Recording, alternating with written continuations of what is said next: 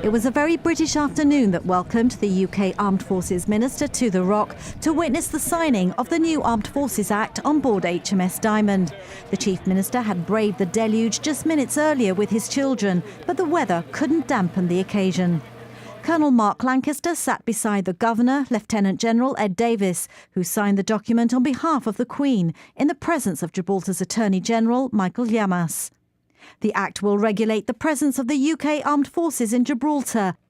This is a real milestone in the continuing relationship between Gibraltar and the UK Armed Forces. The Armed Forces Act mirrors the one that's been passed within the UK government and really provides the legal framework for our armed forces to live and operate here.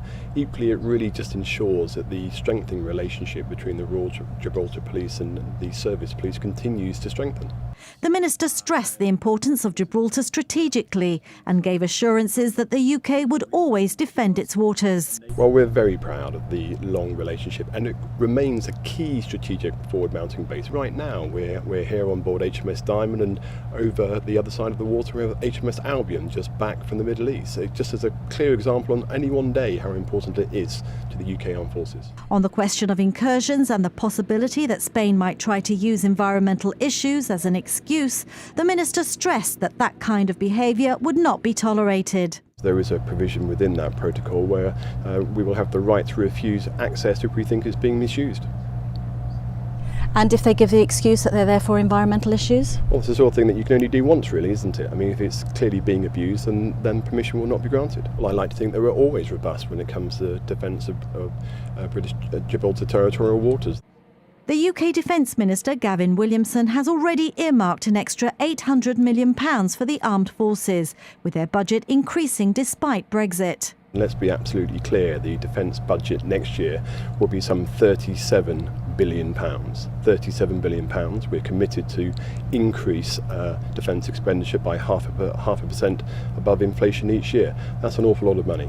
Chief Minister Fabian Picardo said the Act regulates the presence of the armed forces in Gibraltar in a way determined by the Gibraltar Parliament.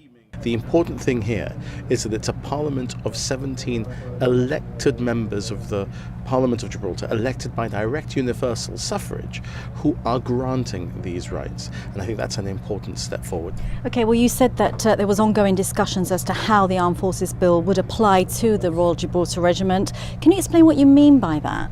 Well, there are different parts of the Act that will be brought into effect at different times. Some parts of the Act will affect the Gibraltar Regiment. They'll be brought in to effect at different times. There are discussions ongoing with the Ministry of Defence about certain aspects of how the Royal Gibraltar Regiment is governed by legislation, terms and conditions of service, etc., where the regiment has our full support.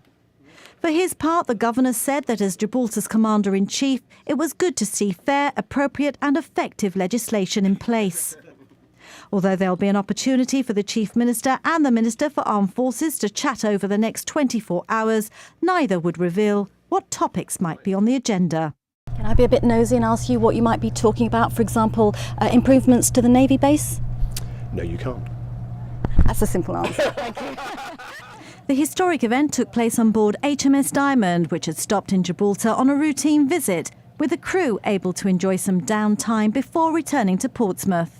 It's fantastic to be back. We came twice last year, and of course the first time we came, we last met at the 50th anniversary of the referendum and the Gibraltar National Day, and we had a chat on the flight deck, so it's really good to be back amongst friends. A new chapter in Gibraltar's relationship with the British Armed Forces. The cold and damp outside couldn't have been further away from the warmth of that new beginning.